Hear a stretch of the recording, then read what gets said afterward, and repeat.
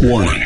Our federal government, military, and intelligence community have begun to implement emergency measures for what they are calling the Day After Plan. Codenamed Area B, Mount Weather's maze of underground bunkers near the Blue Ridge Mountains has already been prepped for the arrival of high-ranking members of Congress and the White House. Similar actions have been taken to ready the Pentagon's Raven Rock Mountain complex near Camp David. Yet the American people have been kept in the dark about everything. In the following interview, the CIA's Financial Threat and Asymmetric Warfare Advisor is stepping forward to warn the public that a $100 trillion economic extinction level event is about to strike America. Viewer discretion is advised.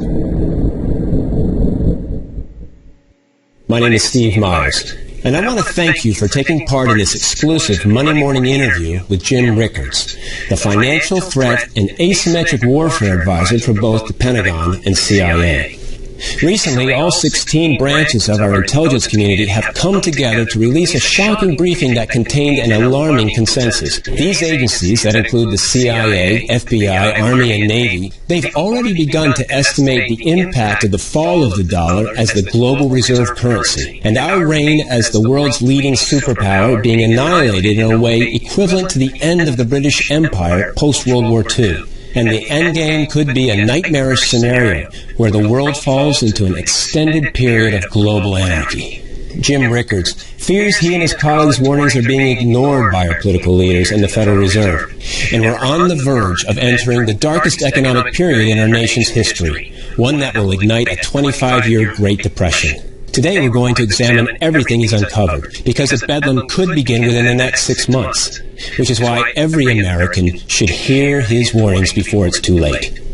Jim Rickards, thank you for joining us. It's my pleasure, Steve. Glad to be with you. In the early 80s, you were a member of the team that helped negotiate an end to the Iran hostage crisis. In the late 90s, when it was discovered that the Wall Street firm Long-Term Capital Management was about to cause a total collapse of the financial markets, the Federal Reserve had to turn to you in order to stop this catastrophe from plunging America into a recession. And then, after 9/11, you were tasked by the CIA with investigating potential insider trading that took place prior to the terrorist attacks. That's exactly right. The problem was the CIA didn't have any capital markets expertise, and why should they? Prior to the beginning of globalization, capital markets weren't really part of the battle space. So the CIA engaged in some outreach. They recruited certain people, myself included, to bring the Wall Street expertise to the agency. This led to something called Project Prophecy. So what the CIA said, well, if there's going to be another spectacular attack, using price signals to determine the actions of participants in the market, whether it be terrorists or strategic rivals of the United States, could you spot it? Could you get the information, actually break up the plot, and save American lives? This system you built with Project Prophecy actually predicted a terrorist attack that was thwarted in 2006. On August 7, 2006, I got an email from my partner. She said, Jim, we got a bright red signal on American Airlines. So she said, looks like a possible terrorist attack.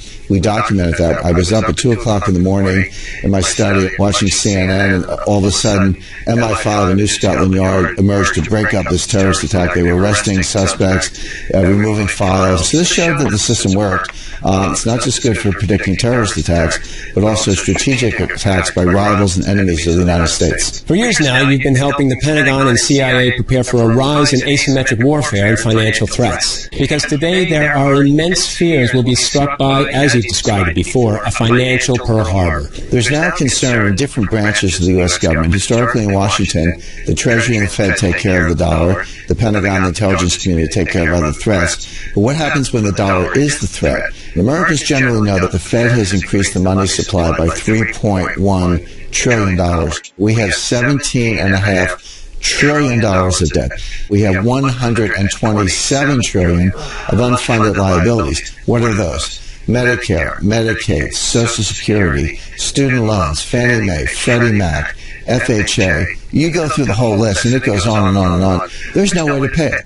During the boom years of the 1950s and 1960s, every dollar of debt that was created, we got $2.41 worth of economic growth. So that was pretty good bang for the buck. But by the stagflation in the late 1970s, that had actually collapsed. So now for a dollar of debt in the late 1970s, we were only getting 41 cents of growth. So obviously that's a huge drop-off. You know what that number is today? Today we only get 3 cents of growth for every dollar of debt. So we're piling on the debt, but we're getting less and less growth as that trend goes from $2.41 to 41 cents to 3 cents. It's soon going to go negative. This is a signal of a complex system about to collapse. This really speaks to what you wrote about in your new book, The Death of Money. The title strongly alludes to this. The hourglass is now empty. You warned we're about to fall into a 25-year Great Depression, that the stock market could plunge almost overnight 70%. You know, when I use the phrase 25-year depression, it sounds a little extreme, but historically it's not. We had a 30-year depression in the United States from about 1870 to 1900. Economists actually call it the Long Depression.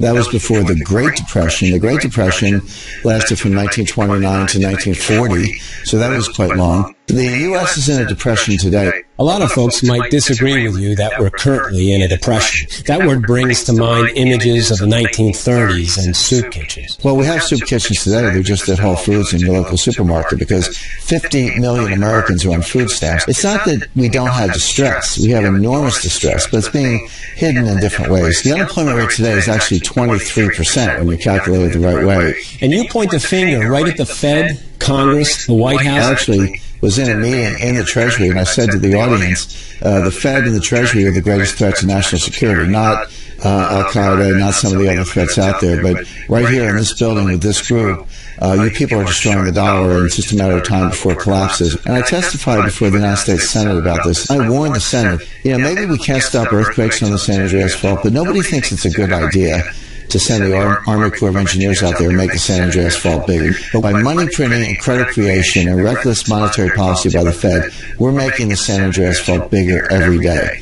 And when you make a complex system bigger, the risk doesn't go up a little bit, it goes up exponentially. So the risk is unimaginable at this time. The collapse hasn't happened yet, but the forces are building up, and that's just about to snap. Your take, and that of many in the intelligence community, is much different than what we're hearing out of Capitol Hill, which is why the allegations you make in this book are causing quite a controversy in Washington. I was actually at a recent conclave in the Rocky Mountains with a couple central bankers, one from the Federal Reserve and one from the Bank of England. They'll say things privately that they won't say publicly, and I was handed a copy of Janet Yellen's playbook. The Fed is trying to kind of use propaganda, lie to us about economic prospects, talk about green shoots, use happy talk to try to get us to spend our money. The Fed doesn't know what they're doing. Don't ever think that they know what they're doing. You can print all the money you want, but if people are not borrowing it, if they're not spending it, then your economy is collapsing, even with money printing. So you can understand it this way. So let's say I go out to dinner and I tip the waiter, and the waiter takes my tip and he takes the taxi cab home, and the taxi driver takes the fare and puts some gas in her taxi cab. Well, in that example, my dollar had velocity of 3. $1 supported $3 of goods and services, the tip, the taxi ride, and the gasoline. Well, what if I don't feel great and I stay home and watch television and I don't spend any money? Well, that money now has velocity of 0. I leave my money in the bank, but I don't spend it. Let's look at what's actually happening with the velocity of money. It's plunging. It's going down very rapidly. But compare this decline of velocity today to what we saw leading up to the Great Depression.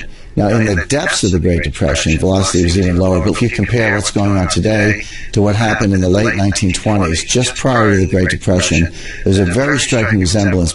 So it doesn't matter how much money the Fed prints. The Fed is trying desperately to bend the curve. Think of it as an airplane that's coming for a nosedive. It's crashing, getting close to the ground. The Fed's trying to grab the joystick and pull the plane up out of the nosedive and get it back in the air. But unfortunately, it's not working. We're heading for a crash. We've just covered a lot of these startling numbers, these signals of this coming Great Depression. Let me see if I can quickly put it all together. Nobody denies that we have a debt crisis in this country. But you're saying we can no longer grow our debt without causing our economy to aggressively slow down. We're barely above water now. So that's signal number 1. Signal number 2 is this dangerous slowdown in our velocity of money. It's already plummeting to levels not witnessed since the Great Depression in the 1930s. Are there any other signals the intelligence community is monitoring that suggest this collapse is right around the corner? There are, Steve. There are a lot of signals out there, and they're very, very troubling. One of the ones I'm watching closely, and I know people in the intelligence community focus on also because it covers so much ground. It's called the misery index. The misery index is you take the unemployment rate and you take the inflation rate and add them together and then just sort of chart that. You look at the misery index today compared to the period of stagflation in the late 1970s and early 80s that Americans remember so well, it's actually worse. This can lead to social instability. Take this back to the Great Depression. The misery index in the Great Depression was at 27, but today it's at 32.89. Believe it or not, it's worse today than it was during the Great Depression. What happens as the Depression worsens? Businesses can't pay their debts, the bad losses fall on the banks ultimately fail. That's happened before. The Fed's there to bail out the banks. What happens when the Fed itself is in jeopardy? Based on these signals you've been tracking, the Federal Reserve is going to fail? The Federal Reserve actually in some ways already has failed. I spoke to a member of the Board of Governors of the Federal Reserve, and I said, I think the Fed's insolvent on a mark-to-market basis, and this governor first resisted, said, no, we're not. But I pressed her a little bit harder, and she said, well, maybe. And then I just looked at her, and she said, well, we are, but it doesn't matter. In other words, here's a governor of the Federal Reserve admitting to me privately that the Federal Reserve is insolvent, but said, it doesn't matter because central banks don't need capital. Well, I'm going to suggest that central banks do need capital. Look at this chart. What it shows you is that the Fed has increased its capital. It's currently about $56 billion. That sounds good. You say, gee, $56 billion is a lot of money. That's a pretty good capital base. But that's not the whole story. You have to compare the capital to the balance sheet. How much in the way of assets and liabilities is that amount of capital supporting? When you look at that, it's a much scarier picture because the actual liabilities, or debt, if you will, in the Fed's books are $4.3 trillion. So you've got $4.3 trillion sitting on this little skinny capital base of $56 billion. That's very unstable. Prior to 2008, the leverage was about 22 to 1, meaning they had $22 of debt in the books for every $1 of capital. Today, that leverage is 77 to 1. So yes, the capital has increased, but the debt and the liabilities increased much more. Your warnings haven't gone completely ignored. In the budget he presented this year, Senator Rand Paul cited your work and how we've driven our economy to the edge of a Roman Empire-like collapse. In fact, we have footage of Senator Paul instructing Americans to listen to your warnings. Jim Rickards, author of Currency Wars, notes, the Fed is insolvent on a mark-to-market basis. The Fed has wiped out its capital on a mark-to-market basis. Of course, the Fed carries these notes on its balance sheet at cost and does not mark them down to market. But if they did, they would be broke. First of all, I give Senator Rand Paul a lot of credit. He's one of the people who understands the dangers here. But the problem is not limited to the Fed. It's infecting the private banking system as well. There's about $60 trillion of debt on the balance sheets of our banking system. For a long time, debt in the banks grew at about 2 times the rate of growth in the economy. But lately, this has exploded. Today, it's up to 30 to 1. In other words, for every dollar of economic growth, there's $30 of credit being created by the banking system. The whole thing's unstable. I can give you a very good example of this, and this actually comes from physics.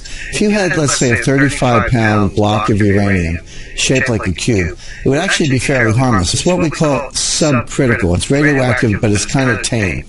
But now imagine you engineer it. You take that 35-pound block, you take one piece and shape it into something about the size of a grapefruit. Take another piece, shape it into something like a bat.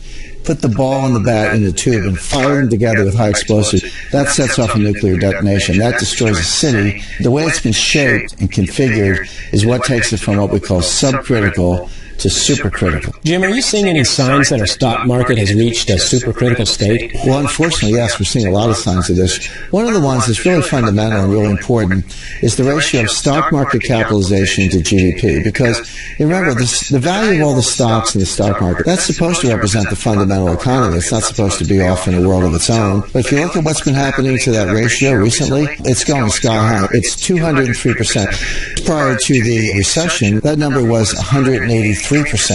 Go back to the famous tech bubble, the dot-com implosion of 2000. At that time, it was 204%. And if you want the scariest news of all, just prior to the Great Depression, that number was 87%. In other words, the stock market capitalization as a percentage of GDP is twice as high as it was just prior to the Great Depression. So that's a really good metric for saying, hey, is the stock market heading for a crash? All the data says, yes, we are. But there's another metric, another warning sign, if you will, that's even more frightening, which is the gross notional value of derivatives. There's a certain number of shares of IBM that are outstanding, but we know what that number is. But there's no limit on the derivatives. I can write options and futures on IBM stock all day long and all the other stocks on the stock market. And that's what's been going on. Now, The gross notional value of derivatives in the world today is over $700 trillion, not billion, 700 trillion. That's 10 times global GDP. This collapse is unavoidable. So, we ask ourselves, how bad can this be? Well, what happened in 2007, 2008 when the markets collapsed? We all remember the value of stocks going down, real estate going down, housing going down. All that lost wealth was $60 trillion. The problem is now the system is bigger, so I would expect the lost wealth this time to be $100 trillion, possibly a lot more. We're in this critical state, getting close to the supercritical state where the system implodes. But it takes a catalyst. It takes a flashpoint. There are a number of potential flashpoints I've investigated. Jim, in a few moments, I want to discuss the steps Americans need to take with their investments and personal finances to prepare for everything you and your colleagues are predicting. But now let's quickly focus on some of these major flashpoints. One of the key flashpoints we're looking at is foreign ownership of U.S. government debt. Now, this is a very important thing to understand. We all know that the Treasury has issued over $17 trillion worth of debt. The question is, who buys it? A lot of U.S. debt is owned by foreigners. Who owns it? China, Russia, other countries that are not necessarily our friends, but they can dump it when they want to. Well, guess what? That's actually what's been going on. Recently, foreign holdings of U.S. government debt have been plummeting. But it gets even more interesting than that. We talked earlier about the project I did for the CIA, Project Prophecy, and we said you can see not only market action, but rivals, enemies, terrorists, and others operating in financial markets. So we all know that Russia invaded Crimea in the spring of 2014, and Crimea is now effectively part of Russia. So let's say you're Putin. You know you're going to invade Crimea. You know you want to take over eastern Ukraine.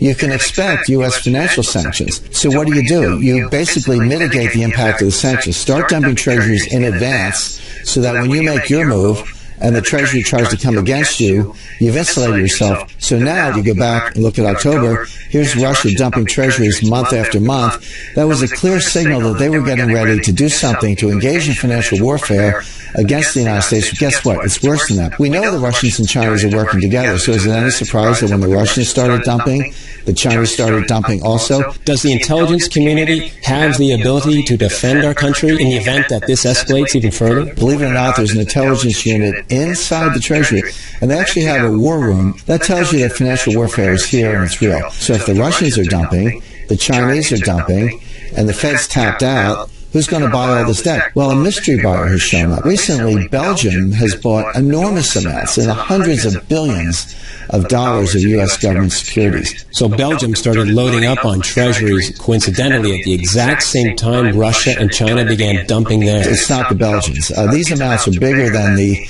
Belgian current account surplus. These are not Belgian dentists who are buying these things. Belgium is a front. Could it be the Fed itself? That's the point. Maybe the public doesn't know who the mystery buyer is, but the national security community does. Now, the Treasury, operating through this war room, and the Fed mystery buyer in Belgium, for now, have managed to prop up the Treasury market. It hasn't collapsed yet, but they're not going to be able to keep pulling these rabbits out of the hat. There's a limit. This should be very scary because if the Fed's tapped out, we talked earlier about how the Fed's leveraged 77 to 1, so the Fed's at the limit of what they can do. The foreigners are now dumping treasuries, and if no one buys it, guess what? Interest rates go up. That'll sink the stock market. That'll sink the housing market. Higher interest rates mean the debt gets higher, so interest rates go up some more, so you start a death spiral, and there's no way out of it. An attack on our treasury market is obviously a very serious flashpoint that could ignite this Great Depression you predict in your book. Let's talk about another flashpoint. What I call flashpoint number 2 has to do with the petrodollar. Can you explain what you mean by the petrodollar? It's basically a system whereby oil exports are priced in dollars. Oil doesn't have to be priced in dollars. It could be priced in euros, Japanese yen, Swiss francs, gold. It could be priced in a lot of things, but in fact, the whole global oil market is priced in dollars. I was actually very close to the birth of the petrodollar system. My first visit to the White House on official business was in 1974 with a small group, about 5 of us. We met with Helmut Sonnenfeld, who was the Deputy National Security Advisor at the time. He was the number 2 to Henry Kissinger. This was at a time, you have to remember, the beginning of the 70s, oil was $2 a barrel.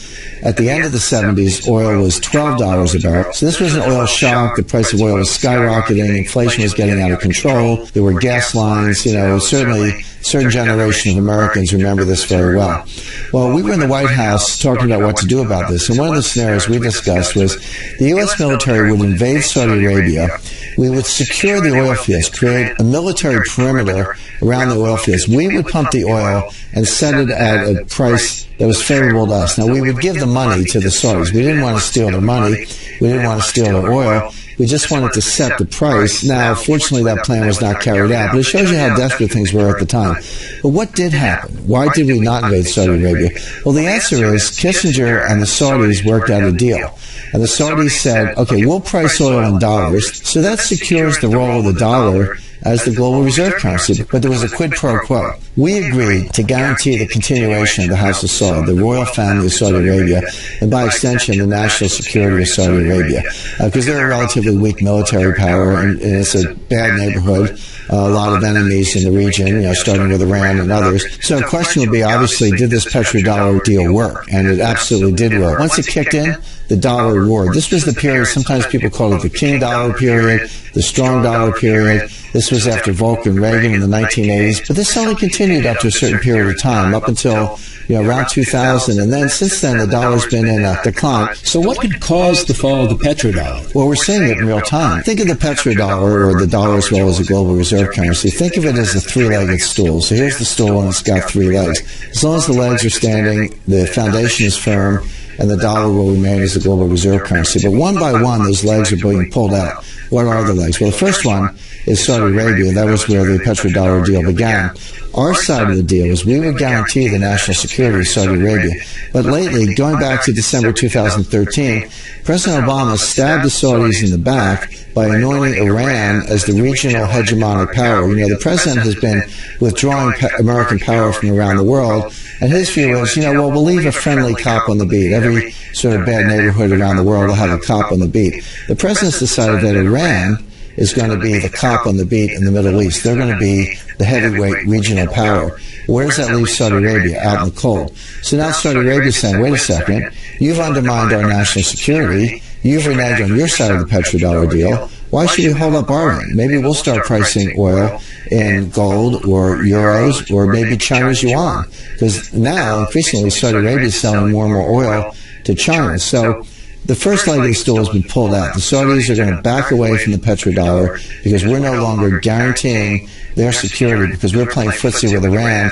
Second leg of the stool is Russia. Now, Russia is not a member of OPEC, but they are the world's largest oil exporter, one of the world's largest energy exporters, actually bigger than Saudi Arabia. So even though they're not a member of OPEC, they also price oil in dollars. So they've signed on to the petrodollar deal in their own way.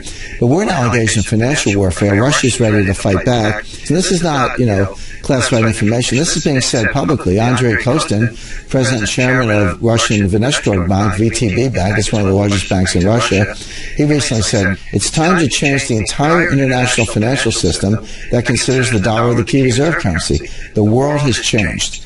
There's another member of the Russian parliament. He said, the dollar is evil. We will sell rubles to consumers of our oil and gas, and later we'll exchange the rubles for gold. If they don't like this, let them not do it. Let them freeze to death.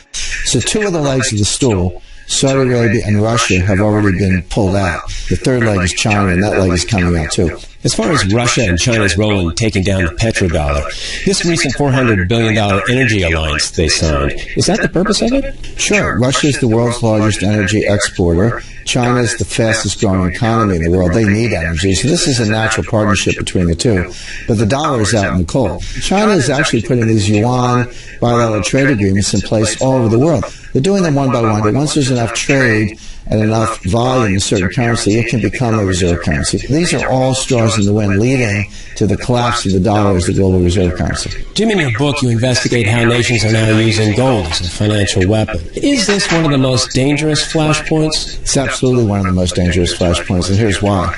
A lot of people look at the dollar and say, look, you may not like the dollar, you may worry about the dollar, but you've got nowhere else to go. But there is another place to go, which is gold. You don't have to buy treasuries, you can buy gold.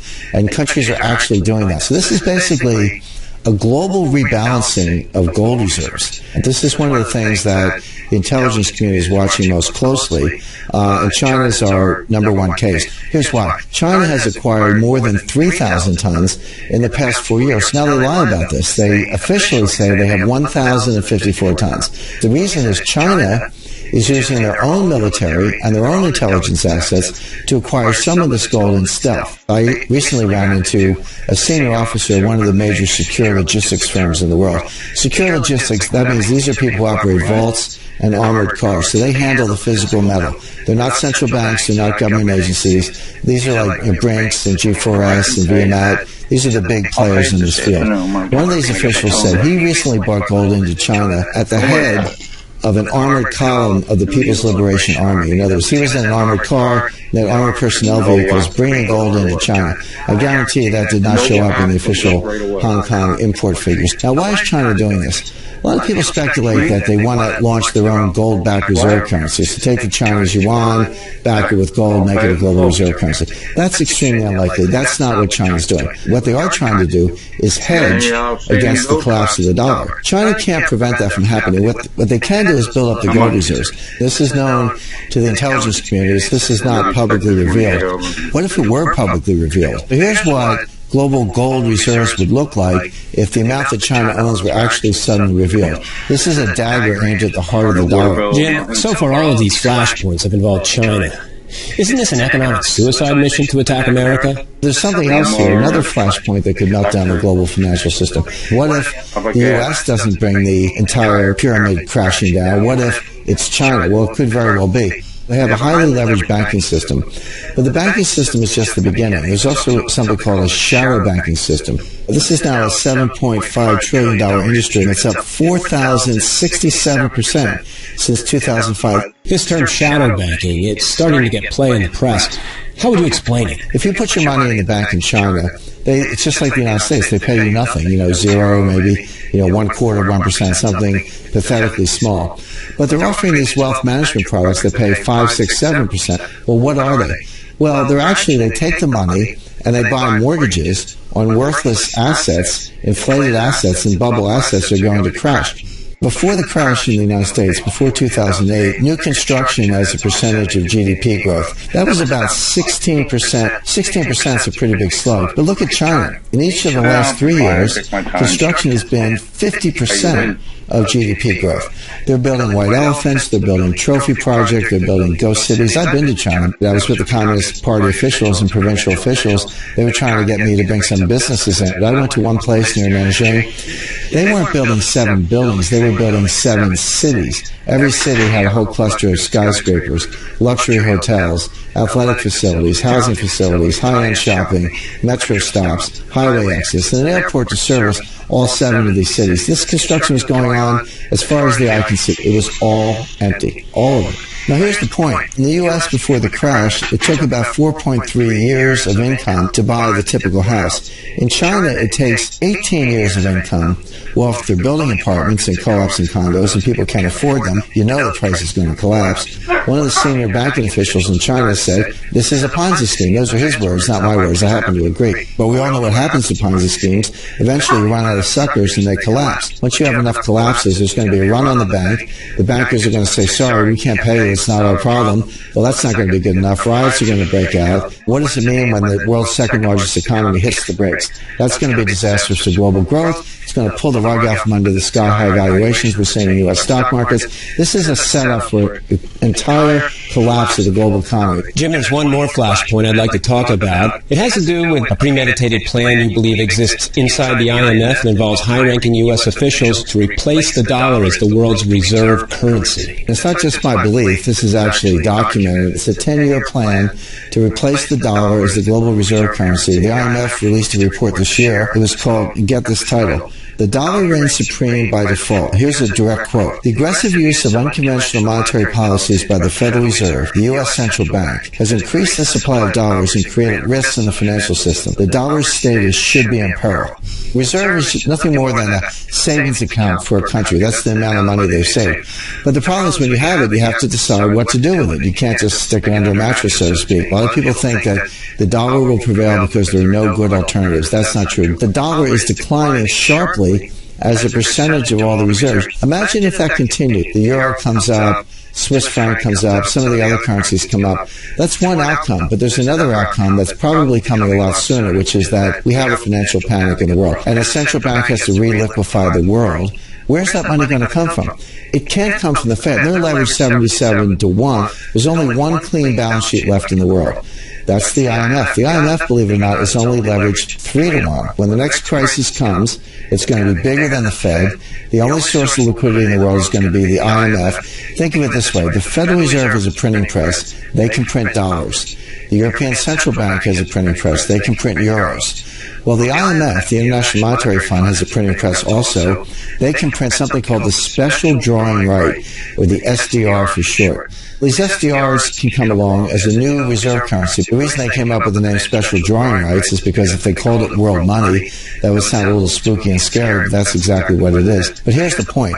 This may be a 10-year plan. We're not going to make it 10 years. This collapse will happen a lot sooner than that. So they're going to have to dust off this playbook and run out these SDRs and print trillions of them to prop up the system. Now, if the Fed bailed out private credit in 2008 and the IMF now bails out the Fed in the next financial panic, who runs the IMF? Who's really in charge? Well, it's a nice crowd. We got kings, dictators, communists. They're unelected, unaccountable, and this is the next flashpoint. Really, the IMF taking over the world monetary system, becoming the central bank of the world, printing world money called the SDR. Jim, these flashpoints, the attacks on our treasury market and petrodollar, China's stealth gold run, China's inevitable collapse, even this alarming inside job to take down our dollar that's escalating at the IMF.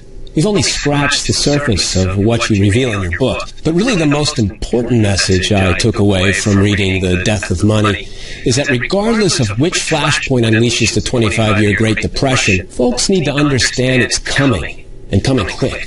See, that's exactly right. There is a mission in this book, and it's urgent, and it's important. We're talking about a prolonged depression. We're talking about massive deflation, massive unemployment, rampant bank collapses, a 70% best-case scenario stock market drop. This could all start within the next 6 months. Look at it this way. Americans right now are standing at the very bottom of a tall mountain, Mount Everest, Mount Kilimanjaro. About halfway up the mountain, there's a catastrophic avalanche barreling down towards us. Determining the one snowflake, the one flashpoint that's going to speed this chaos up shouldn't be our focus. Recognizing the severity of the situation and moving to safety should be.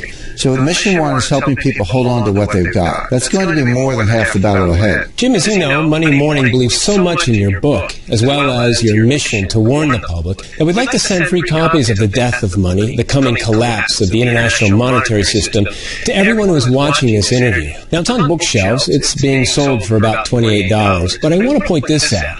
The version we're sending folks is different than the one being sold in stores. And the reason why is simple. What we're talking about today is not light reading material. And the book investigates everything thoroughly, except for one part. It's what our government calls, and to be clear, this is what they call it, the day after plan. This describes what America and our government will be like when our economy collapses. Now, I have an unpublished chapter that does outline the situation. It's called The Day After Plan, Declassified. I didn't put it in the book that was originally released because it is controversial. The picture I paint is far from pretty. But I am going to include this chapter here because folks watching this interview are more prepared to see this intelligence and these scenarios. You also took another step with this version of the book. You created a 6-part video series you're calling The Death of Money Digital Debriefing. Here's why I put that together. It's impossible for anyone, me or anyone else in my line of work, to give you an exact day and time this collapse will begin. We just know it's coming and coming soon. However, there are crystal clear warning signs that will appear in our economy and in our markets. This is certain. So across this video series, I walk folks through the 7 major signs. I give you the exact signals we're watching. I share the charts, the announcements you'll hear from certain world governments and the Federal Reserve. I examine the flashpoints even further that could ignite this nuclear meltdown in our economy. I explore the secret bubbles nobody is talking about. I share more findings from the intelligence community about Russian, Chinese, and Iranian activities against America. And this is very important. Across this video series, I help folks analyze their investment portfolios and show them how to adjust their allocations accordingly for numerous scenarios that could unfold. Because this is a fluid situation, it's volatile. So I review how much of your portfolio should be in certain sectors of the stock market, precious metals, income opportunities, where folks should be looking overseas to invest. It's a point-by-point examination of each of these areas. Jim, we'd like to rush copies of your book, the unpublished chapter, and this 6-part digital debriefing out to everyone watching. It's part of a bold initiative you're taking on, what you're calling Project Prophecy 2.0. You helped lead a CIA mission called Project Prophecy. The goal was to identify the signals in the financial markets and economy that threatened our country. With this relaunch of Project Prophecy, here you're applying this same methodology to helping everyday folks build this unbreakable wall around their wealth. Let's talk about what you've created. Steve, I realize much of what I've revealed today is a shock to the system. America's facing one of its darkest periods. There's no escaping that. And some of the measures folks are going to need to take to protect themselves may be outside their comfort zones. So I'm going to take a hands-on approach here. My book, the unpublished chapter, and digital debriefing will give them the big picture. But folks also need to know the exact investments to target and the ones to avoid. They need to rethink how they handle their personal finances. To help them, I prepared a set of intelligence briefings. The first is called the Project Prophecy Wealth Defense Blueprint, the 4 directives. And with each directive, I have specific investments targeted. Let's examine each of them. Directive number 1 is seek shelter from the dollar's fall. The next time the dollar falls, it won't be the first time. The dollar almost collapsed completely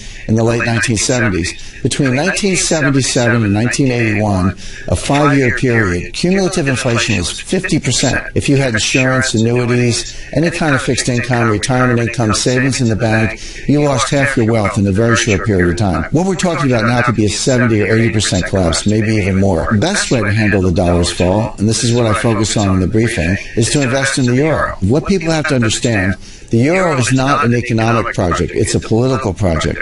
And if the political will is there, directed from Germany, the euro is going to hang together. We have a chart actually showing the euro's rise against the dollar. So just imagine all the talk about the collapse of the euro, and yet the euro is actually getting stronger. And by the way, everyone knows that the United States has 8,000 tons of gold. Well, Europe has 10,000 tons of gold. Europe is the largest gold holder in the world, so they actually have the gold to back up the euro. Now, you don't have to open a foreign bank account to invest in the euro. In this Project Prophecy Wealth Defense Blueprint, I'm recommending a specific fund that rises twofold as the dollar falls against the euro. This is a very strong defense play because you are getting twice the return from both the dollar's fall and the euro's rise. So walk us through the second directive in this briefing. Always have an insurance plan for a market collapse. The stock market's going to fall 70%. Now, does that mean you shouldn't hold stocks? Folks should make that decision for themselves, but there are ways to use the market itself as a safety net. I'm recommending we target the sector that will experience the most severe consequences of this collapse. The financial sector, the companies that are holding all these toxic derivatives. These are going to fall harder and faster than anything else. So I examine a specific fund in this briefing that is heavily weighted against the financial sector. It rises 3% for every 1% the financial sector pulls back. So if 25% pull back, that's a 75% return from this fund. If it falls 70%, now you're looking at a 210% return. What this fund allows you to do is use a small amount of capital to multiply your protection against a market crash. It's excellent insurance. So take us through the third directive. Directive number 3 is a common sense idea. Invest in what people can't live without. When America experiences this worst-case scenario we are predicting in the intelligence community, people won't stop needing food. They won't stop using energy. They won't stop using essential goods and services. This is where folks should be looking now. So in the briefing, I'm recommending water investments because you can't live without water. And we're already seeing water investments begin to take off. This sector has been surging since 2009. It's up about 200%. I'm targeting a water processing company that operates 47,000 miles of water pipelines across 16 states and 1,500 communities. Now, this is a sleeping giant income play. This water processor's dividend has grown every year. It's up 55% already, and income is something we can't live without either. And besides water, the briefing also focuses on a company that provides emergency medical supplies, because that's also a necessity. Jim, you have one more directive in this briefing. Warren Buffett's secret weapon. Target companies who control hard assets. You know, Warren Buffett has this reputation as the avuncular oracle of Omaha, the stock market investor's best friend. But I say when it comes to billionaires, don't listen to what they say, watch what they do. Warren Buffett's recent acquisitions have been very revealing. A few years ago, he bought the Burlington Northern Santa Fe Railroad. He bought the whole railroad. He actually took it private. Well, what is a railroad? A railroad is nothing but hard assets. They have right-of-way, mining rights adjacent to the right-of-way, rail, rolling stock, yards, switches, signals. It's all hard assets. How does a railroad make money? It moves hard assets in the form of freight. Coal, wheat, corn, steel, cattle, etc. So a railroad is the ultimate hard asset play. It's hard assets, making money, moving hard assets. What was Warren Buffett's next big acquisition? He bought oil and natural gas resources, another hard asset. And by the way, he can move his oil on his own railroad. He doesn't need the Keystone Pipeline. When you line up 100 tanker cars on a railroad, that's a pipeline on wheels.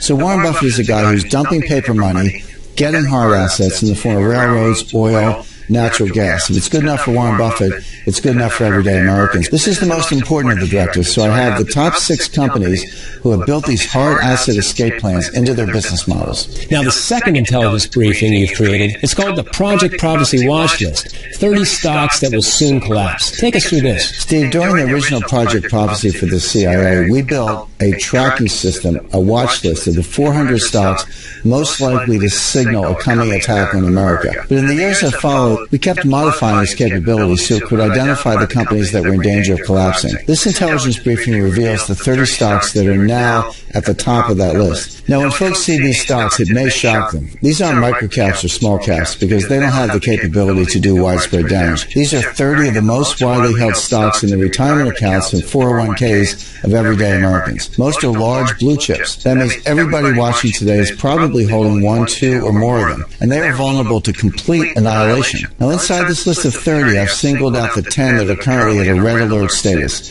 This means that if you are holding them today, you need to not be holding them tomorrow, because the clock is running out on them. They are already at risk of failure before the worst of what's coming appears. Now let's talk about the final intelligence briefing you've created, the Project Prophecy Hard Assets and Personal Finance Playbook. I'm advocating people, if they aren't already and have the means to do so, to start exploring adding hard assets to their overall portfolio. This intelligence briefing covers them all, from land, including farmland, to certain antiquities and art that holds value, as well as physical currencies and precious metals. I'd like to focus on one precious metal in particular, gold.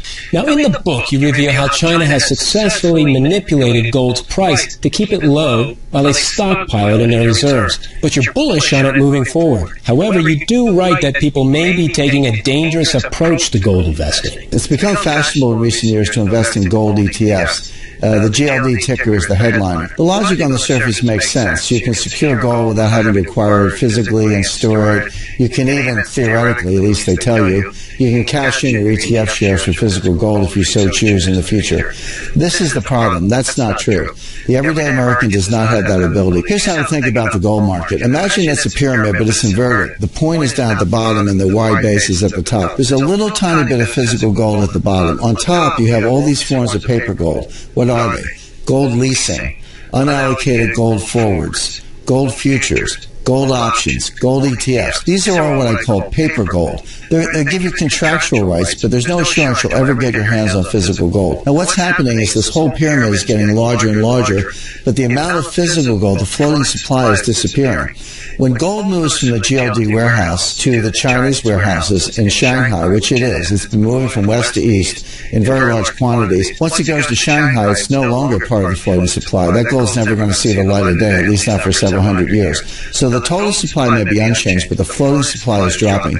That means this little brick at the bottom of the pyramid is getting smaller and smaller. One of two things has to happen. Either that paper pyramid has to shrink, or the whole thing's going to become wobbly and tip over. So if you have GLD, you only have shares, and you will only ever have shares. You cannot get your hands on the gold. So with this intelligence briefing, I tell folks to stay away from gold ETFs, and instead I talk about 3 specific precious metal coins they'll want to look into immediately. Now let's examine how folks can fortify their personal finances from these dangerous times that are fast approaching. And this is very important.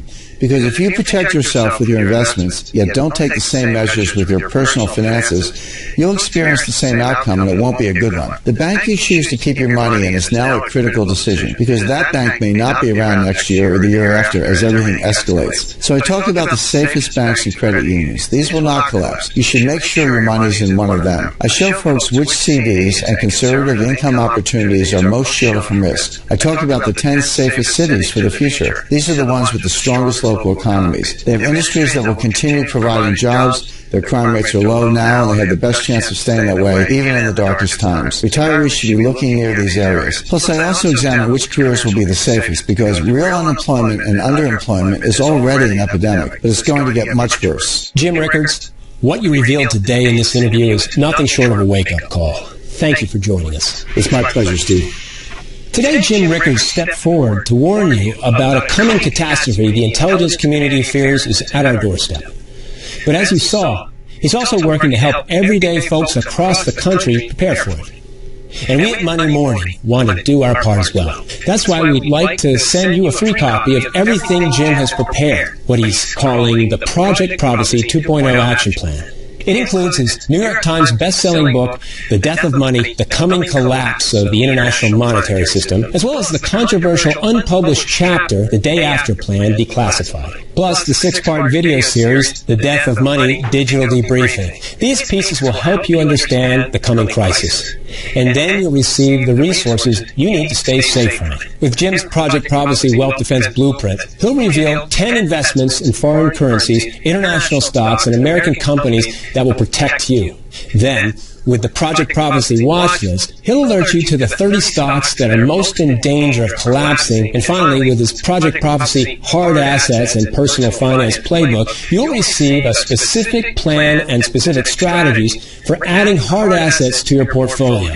And you'll be given an easy-to-follow checklist that will walk you through the measures you can implement immediately to strengthen your personal finances. There's a button below this video where you can learn how to claim this Project Prophecy 2.0 action plan for free. And I strongly suggest you do so, because if Jim and his colleagues at the Pentagon, the CIA, and across the entire intelligence community are right, there isn't much time left to protect yourself. I want to thank you for joining us today. I'm Steve Myers. Stay safe.